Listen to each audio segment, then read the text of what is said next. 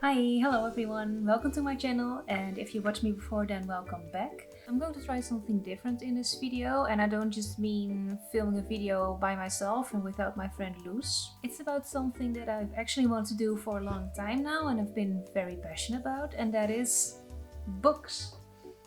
I love reading novels and graphic novels. I also read a lot of manga, as you can see behind me on the shelves right here. I just love stories, be it in book form, movie form, or video game form. And I also love telling stories, as I'm also an aspiring writer.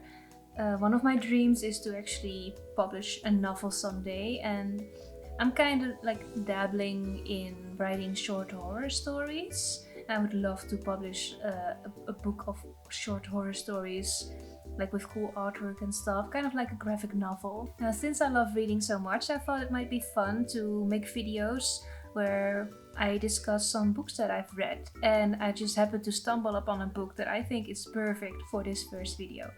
Sorry, I forgot I made tea. Alright, so a little while ago, Luz and I were browsing a bookshop, and we stumbled upon this book series that is called Disney's Twisted Tales. Now, I had no idea that these books were actually a thing, so we decided to check them out. And the first thought that came to my head was like, Disney is publishing fanfiction now.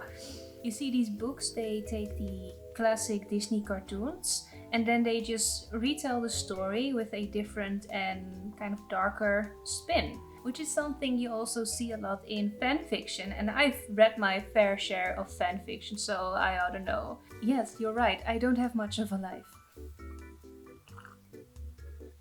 Anyway, I was very intrigued by all of this, so I decided to get one, try it out, and I chose this one, Straight On Till Morning. So obviously it's the Peter Pan story, and it says, what if Wendy first traveled to Neverland with Captain Hook?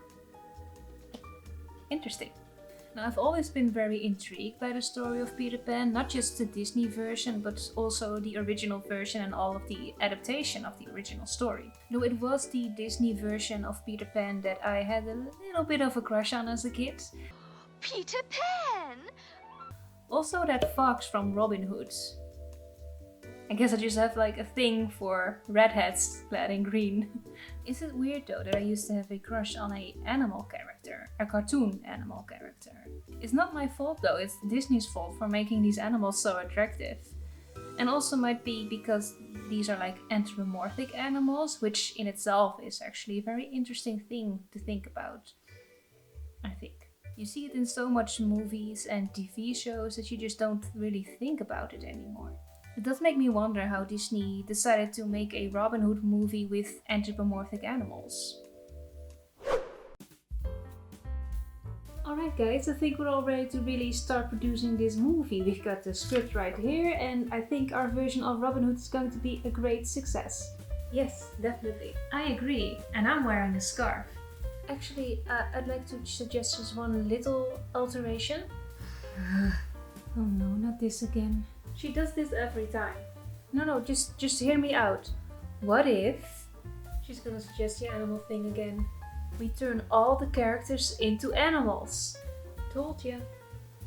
I never disagree. Look, we're not going to do this again. But no, we can't make every movie with anthropomorphic animals, okay? We've already been over this when you suggested Snow White and the Seven Dwarf Rabbits. No, but I'm really onto something here, okay? Just hear me out, and if you don't like it, I'll promise I'll never bring it up again.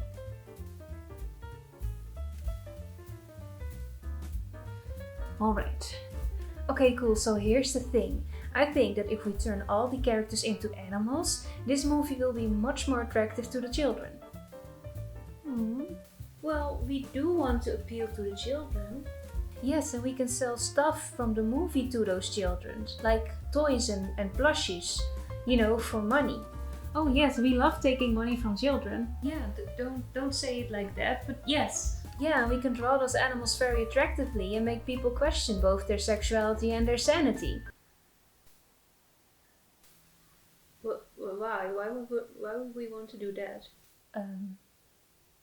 Money. Oh, good point. Yeah, I'm actually getting on board with this idea now. Oh, you know what also would be fun? If we assign the animal species to fit their personality. Like Robin Hood could be a fox because, you know, he's a thief and he's like sneaky and cunning. And Little John could be a bear. Oh, and the king's advisor could be a snake, you know, hissing the advice into his ear. What about Maid Marian? What animal will she be? Also a fox. Oh, is she also very sneaky and cunning? No, she's just a fox. Oh. I just thought we had this thing going with their personalities. Yeah, but she and Robin Hood are going to fall in love and marry, and who else would you have as the love interest of a fox? A bunny? A fox and a bunny. That doesn't make any sense. That must have been the most ambitious digression of a topic that I've ever done. And of course, I know it's not accurate to how it really went down. Like, there's no way there would have been any women in that meeting. Anyway, let's get back to the actual topic of this video. This book. Now, this book in particular, and a lot of others in the series, were written by the same author named Liz Braswell. I was not familiar with her or with any of her work, so I looked her up. She was born in Birmingham in England, but she grew up in the United States. She loves plants, she loves knitting, and what I found very interesting is that she first earned a degree in Egyptology, and then she spent 10 years in producing video games. So, long story short, she's awesome. She writes young adult and fantasy fiction, and one of the first books that she published under the name Tracy Lynn was called Once Again, Snow and Beauty Sleep, which tells the story of Snow White and Sleeping Beauty with a twist. As far as I know, Disney didn't have anything to do with this book. So what's the actual story of this book? 16-year-old Wendy Darling's life is not what she imagined it would be. The doldrums of an empty house after her brothers have gone to school, the doll parties where everyone thinks she talks too much, and the fact that her parents have decided to send her away to Ireland as a governess, it all makes her wish things could be different. Wendy's only real escape is in writing down tales of Neverland. After nearly meeting her hero Peter Pan 4 years earlier, she still holds on to the childhood hope that his magical home truly exists. She also holds on to his shadow. So when the opportunity to travel to Neverland via pirate ship presents itself, Wendy makes a deal with the devil. But Neverland isn't quite the place she imagined it would be. Unexpected dangers and strange foes pop up at every turn, and a little pixie named Tinkerbell seems less than willing to help. But when Captain Hook reveals some rather permanent and evil plans for Neverland, it's up to the two of them to save Peter Pan and his world. So yeah, that's very different from the story that we know, and also a bit darker, but not that much darker. I mean, the original story from James Barrie is already pretty dark in itself. I actually have the original story right here, and it says here, the boys on the island vary, of course, in numbers according as they get killed and so on. And when they seem to be growing up, which is against the rules, Peter thins them out. So he kills them. A child killing other children. That's pretty dark. Hey Toodles, happy birthday! Oh, thanks Peter. So yeah, well, how old are you now? Like 16? Yep, 16, that's right. Yeah. Oh, you've got me a knife? I've always wanted one. Oh no, you're misunderstanding. Oh, I'm just going to stab you with this. Oh, that's kind of a weird idea for a birthday gift. Oh, no, this is not a birthday gift. No, I'm just going to stab you with this. Why? Well, because it's Neverland and you're too old now. Oh, come on, Peter, that's not fair. It's not my fault, and I mean, at least I'm still young at heart. Like, doesn't that count for something? Please don't murder me. Okay, fine, I won't murder you. I mean, I guess I wouldn't want this place to turn out like in Lord of the Flies. Wait, what? Oh, it's this book about kids on an island. Yeah, no, I know the book. I'm just surprised. I didn't know you could read. Okay, now you're dead. So I remember the movie being pretty light-hearted and... I can't make a video like this, buddy.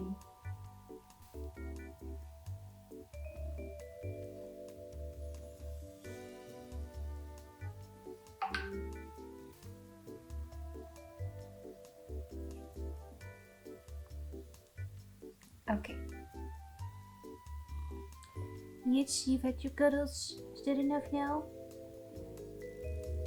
Why don't you go play? There you go. Yes? Good boy. So, back to the book. I remember the movie being mostly very light-hearted, and this book mostly reflects that, except for some certain scenes that are more serious and sometimes even very dark. Although the movie had some really dark moments too. Like I remember Captain Hook shooting one of his pirates because he was annoyed by the pirates singing. And yes, it happened off screen, but still, like the implications were very obvious. You'll find adventure and sport, but live every minute for all that is in it. The life of a pirate is short.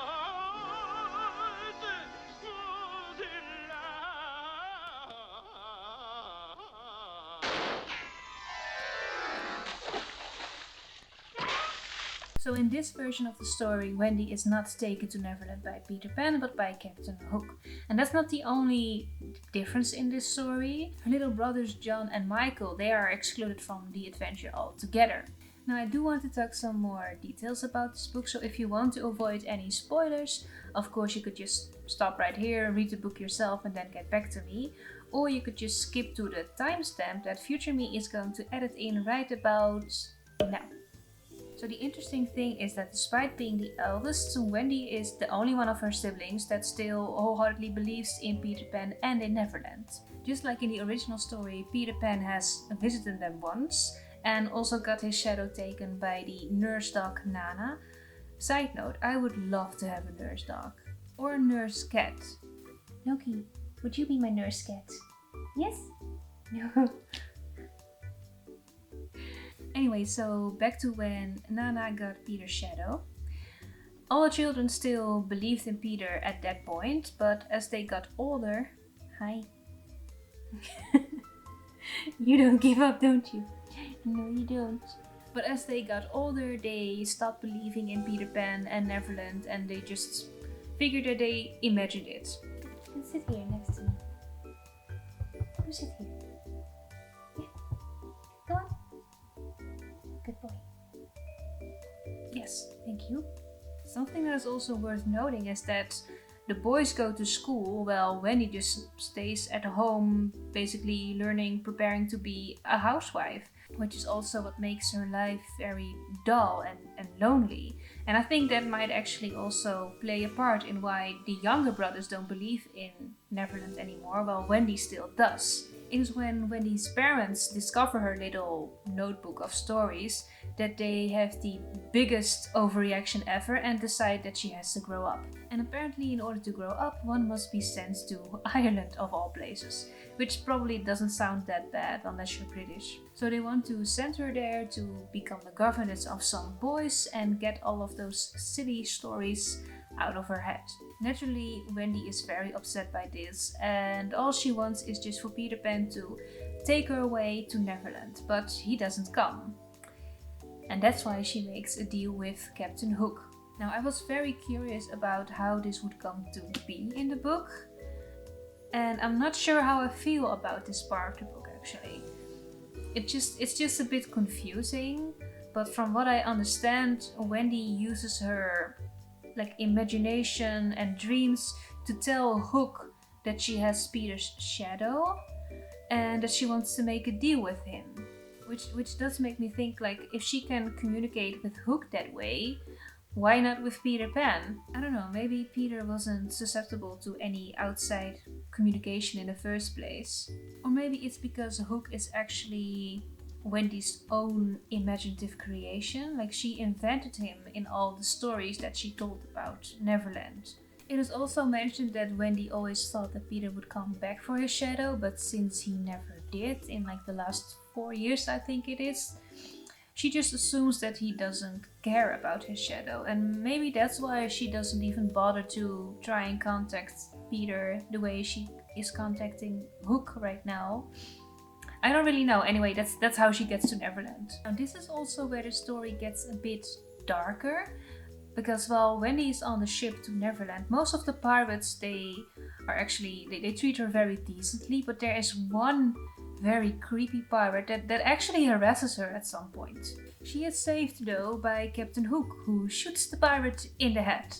This is also described pretty graphically, with like the blood and pieces of brain being mopped from the deck after. So yeah, pretty dark, but at least Captain Hook shoots his crew member for a more valid reason this time, instead of him just being annoyed by his singing. Wendy is not the only one dealing with harassment though in this book. And we also get to see more serious issues like discrimination towards people of color and race. So overall the themes of this book are a lot more serious and mature than what we got in the movie.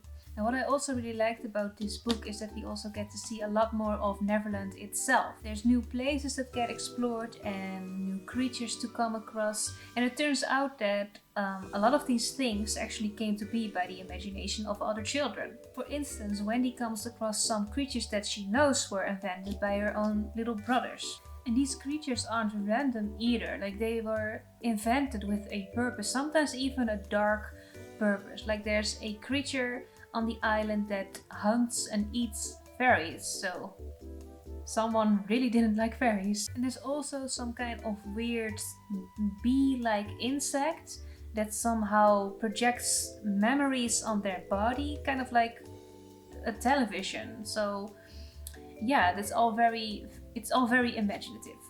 Later in the book we also found out that there's a place in Neverland that is called the Land of the First.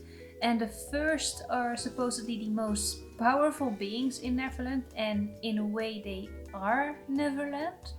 It's explained by them that they were the first ones there until the humans came along with all of their dreams. Because children's dreams are the strongest, they formed Neverland to the way it is right now, except for the Land of the First, where the First still rules. It's also in this place that Wendy receives an important new insight of the world, kind of like a wake-up call. But we'll talk more about that as we go into the characters later. Something that I also found very interesting is that Wendy actually had no idea of Tinkerbell's existence. Not until she meets her in Neverland and they reluctantly decide to team up to save Neverland from Captain Hook.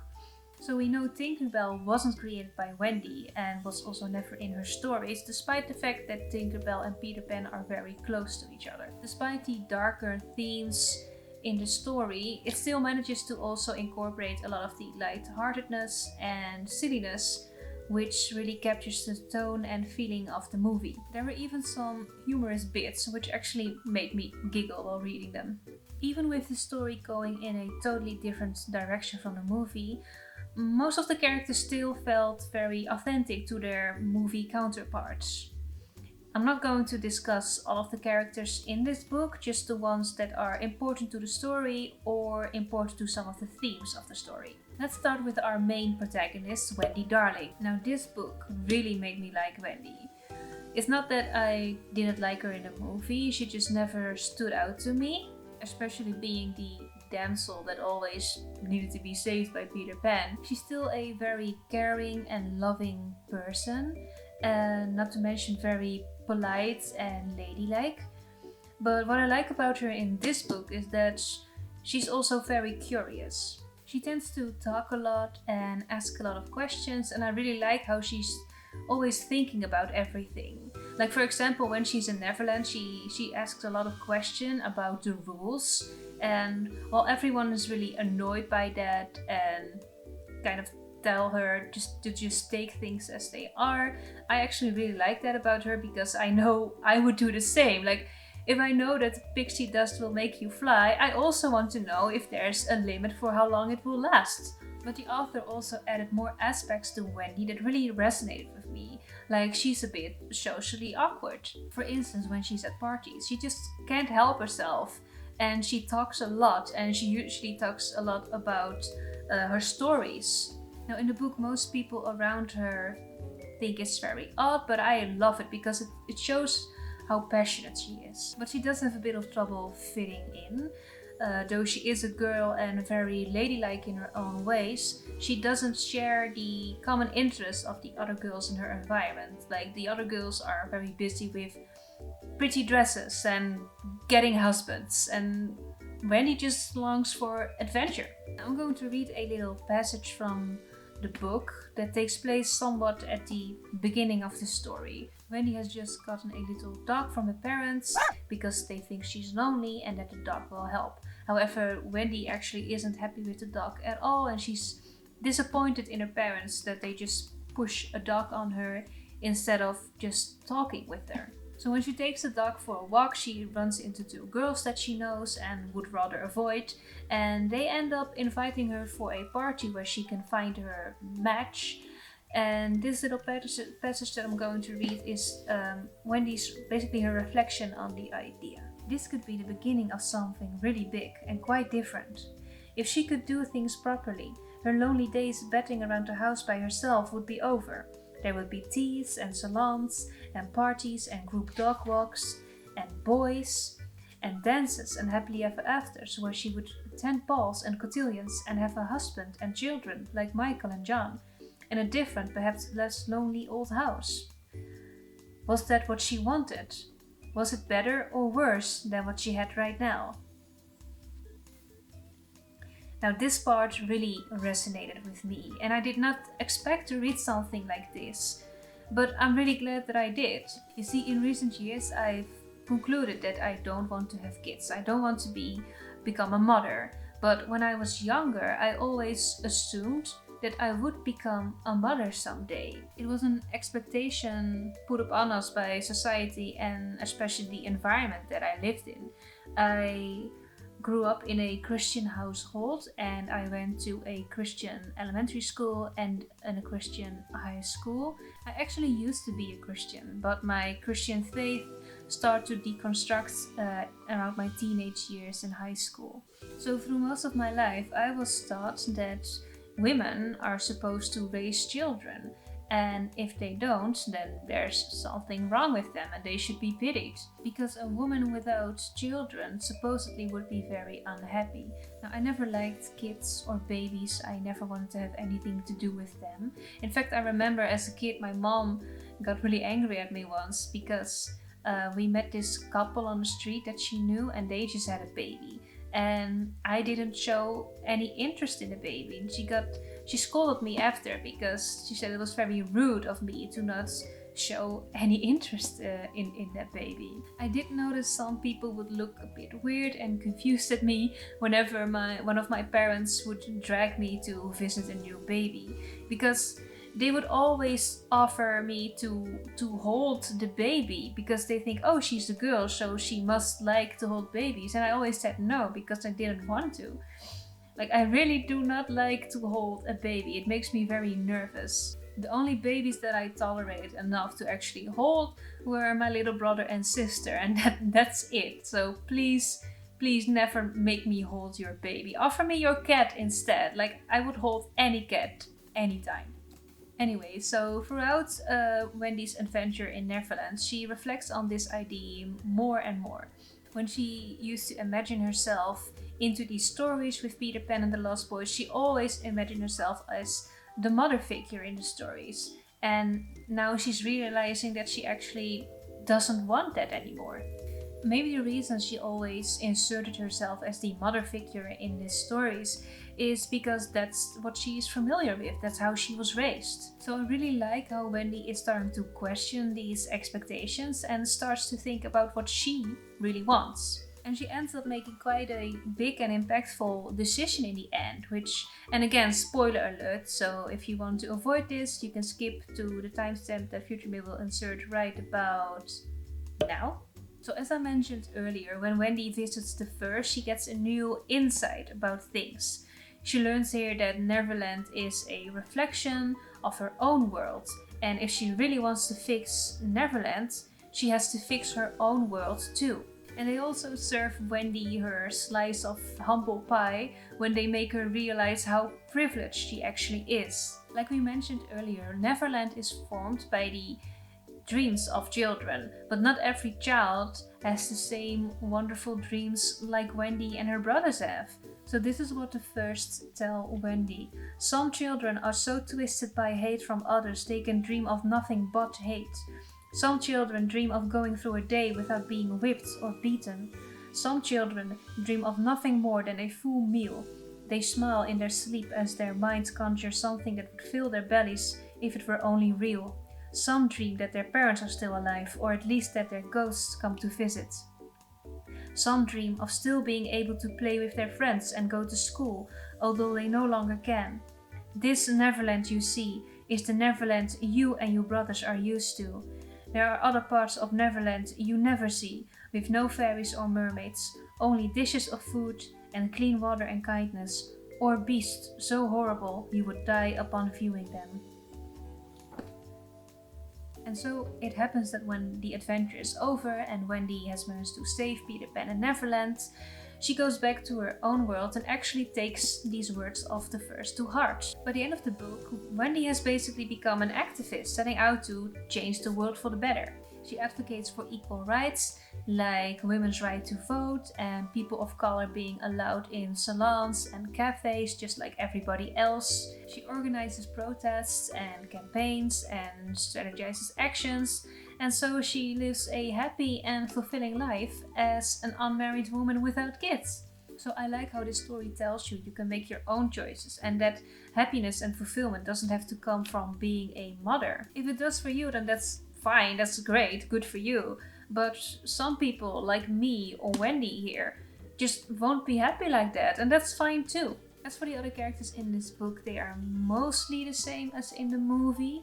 Peter Pan, though he doesn't actually appear that much in this book, because like the main quest, of course, is to find him, he's still just the same old charming, cocky, carefree child. Nevertheless, he's also one of the characters that has the biggest need for growth, as he's very stubborn and close-minded.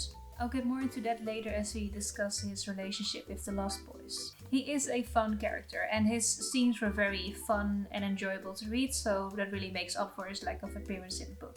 Tinkerbell is pretty much the same too. She gets very angry, very jealous, but she's still very delightful and she cares a lot about her friends. And I really enjoyed the team up between her and Wendy and the way their relationship evolved throughout the story.